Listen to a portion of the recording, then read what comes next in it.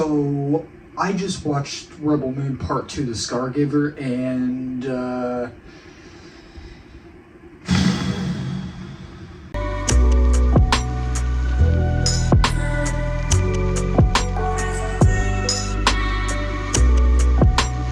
what's going on, you wonderful people? So, I just got done watching Rebel Moon Part 2, The Scargiver, and if y'all been following my channel for a while, y'all know that I was hyped for the first film. I really was. That trailer captured me with the visuals and the music and all that. And I ended up not liking the first movie like a lot of people. I just thought it was, So I went into this one with no expectations at all, not being excited for it, hoping that I would like it because I want to like every movie I watch, and every show.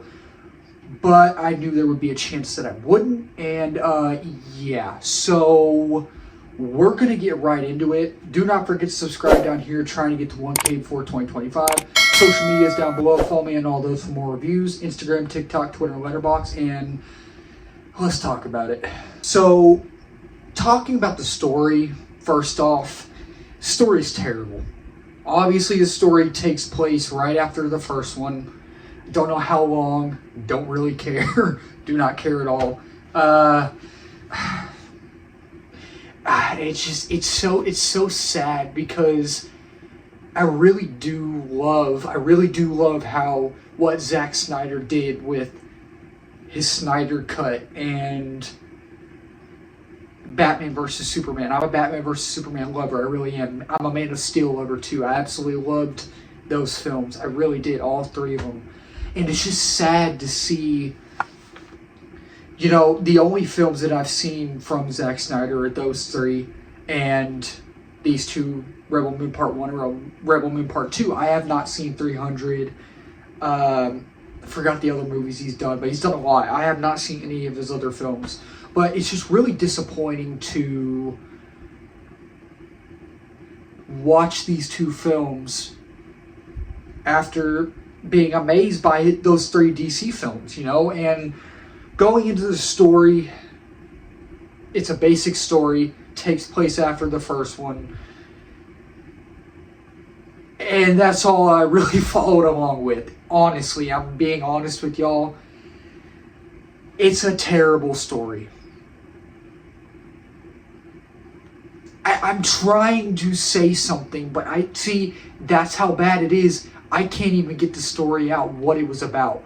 That's how bad it is. I can't even want to explain it, but the story has no substance or depth or anything like that, and it's all over the place. And there's all these slow motion shots, especially with farming, that has nothing to do with the story besides the grain, of course, because that is an overall big, important part of the overall story, but it pivots away from the actual story, from them, obviously, like in every movie ever made, especially action movies, getting ready to fight the bad guys and win, and it just pivots away from that, and it gives us these moments that should not even be in the movie, just like when you're writing an essay for your English class, and someone edits it, they're going to take out parts that don't matter. That's what it was in this movie. It's just, the story was awful. Like, I couldn't get attached. And talking about not getting attached, that's the story. Let's talk about the characters. So the main character of the first movie and this one, or the whole franchise, universe, whatever you want to call it, Kora, I'm going to go out on a limb. I'm going to say I don't give two craps about any of these characters, because the thing with all of these characters in the first movie and this movie, there's potential there. There really is potential for all of these characters. Kora, Digimon Hansu, the guy with the long hair. See, I don't even know their names. I know Digimon Hansu's character's name is Titus. The Asian girl, I don't know her name. The villain, it starts with an A. His name starts with an A, I think. It's just, these characters have potential in this franchise, but the execution is not there. It is not there at all. And I want to like these characters. I can feel myself being like, okay, these characters are cool. They have cool suits.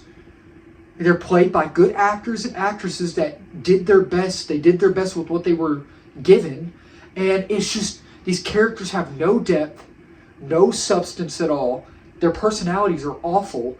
You don't get attached to these characters. You really don't.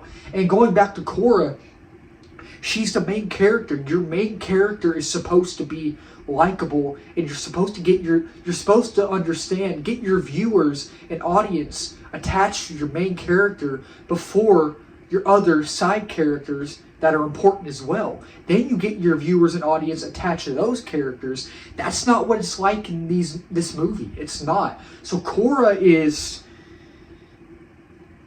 not a very well written character. She really isn't. And that's all I can say about Kora. Let's get into the next character. Talking about Titus, played by Digimon Hansu. Digimon Hansu is a great actor, in my opinion. I think every role that he is in, every character that he plays, he is amazing. I cannot wait to see him in A Quiet Place Day 1. I like what they're doing with that, how he was in particular, main character in the second one, and of course they killed him off. But he's going to be a main character in this prequel, so I'm excited to see how him from the prequel gets to the island in the second one. I'm really interested to see that. But he also was given something to work with. He did his best. But it's just, he's probably my favorite character out of all of them. And that says a lot because none of these characters are very likable. And Tarak, however you say his name, he's the one with the long hair with the axe. He's actually pretty cool. If I had to choose my second favorite character, I'd say he is. But he's not in the movie much at all. He is not fleshed out. He has, I don't know, maybe 5... Stupid phone, sorry. He has barely any screen time. He has probably 5 minutes of dialogue at best. And he's another character that I would have liked to get to know more, you know? And I didn't get that. None of us as the audience... None of the audience got that. I didn't get that. I didn't get that at all. And our villain, Atticus Noble. The guy who plays him, I don't remember his name, but he's a good actor. He did good in Deadpool. He was a good villain in Deadpool. But he's a weak villain. He is a very, very weak villain. And I do have to say, I feel like there are times where he is a little bit terrifying, not over the top, but a little bit maybe. But just overall, him as a villain, it's just, he's barely on screen. Somehow he's alive in this, and he's just not a memorable villain. Terrifying at times, but didn't barely show up in this at all. He's okay. And I don't know what was going on with Nemesis, the lady with the swords in this. Something happens to her at the end. Not going to say what. If you're really excited for this movie, which if you are, that's okay. And if you like this movie, that's okay. Film is subjective. That's what makes film beautiful. But she's just there. She's just there, and she has something to... Some kid who's a fan of hers, and it's just really strange. I don't know. It's strange. The robot Jimmy, voiced by Anthony Hopkins, he's kind of just there too. He really doesn't have anything to do in this movie. They could have left him out for all I care, because he was just there talking and talking and talking. And then at the end, he had a fight scene, and it was a terrible fight scene. I was like, okay. And Gunnar in this movie is Kora's love interest. He shouldn't have been in this movie either. He was just there for emotional support, which was stupid. And I think they could have just left him out, honestly. Like, oh, gosh. Yeah, he he should have been left out of the movie. Seriously. And I was wondering about this, and if you're wondering about this, so Charlie Hunnam, who played Kai in the first movie, he betrayed them at the end. He's nowhere to be found in this movie. He is not in this movie one bit. There's not even a mention of him at all. And I don't know if they're going to deal with him down the line of this franchise or universe. I have no clue. But he is not in this movie at all, nor a mention. So I guess they just left that part of the story out.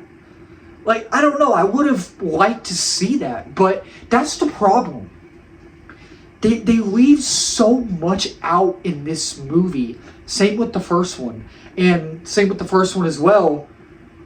I feel like they just released both of these, so we could just relax for a little bit and wait for the director's cut. That's not what you're supposed to do at all. So Kai doesn't show up at all. So I do have to say, my main positive of this movie is that it really was a stunning movie. I have to say, the visuals were good. I like the visuals. I feel like there were a few times where maybe there was green screen in a way. And overall, I thought the visuals were good. But another thing is, this movie, for 2 hours and 3 minutes, oh boy, it's long. It is so long. I kept checking when it was going to be over, and I was on my phone, and I was like, oh, this is not good. Like, I just don't want a movie to do that. I really don't. I don't want a movie to make myself check my phone, check when the movie's about to be over. That's not good. It's really not good at all. So, overall, Rebel Moon Part 2, The Scargiver, don't waste your time. Please don't waste your time. I had to suffer through it. I don't want y'all to suffer through it. I know this is going to be generous, but I'm going to give, and I know it's generous for the first movie as well, because I do like this movie more than the first one, but that's not saying a lot. And I know I gave the first one a 3 out of 5 stars, because there were some decent things, I guess, in the movie. The action was okay. Action was okay in this one, I guess. I'm going to give this a 3 out of 5 stars. I know that's really generous. I know it is, but it was visually beautiful. I do have to say that. The characters, I don't want to say they were cool, but the potential was there. The directing, Zack Snyder did his best. The cast did their best. The crew did their best. Everyone who worked on this movie did their best. I'll give it a 3 out of 5 stars. That's not saying much, but y'all tell me what y'all think. Like I said in the beginning, do not forget to subscribe down here. Try to get the 1K before 2025. Don't forget to share, like, and comment as well. Don't forget to follow me on Instagram, Twitter, TikTok, and Letterboxd as well. I post reviews on there. And until next time, my wonderful people, I love y'all. I will talk to y'all later. Cheers.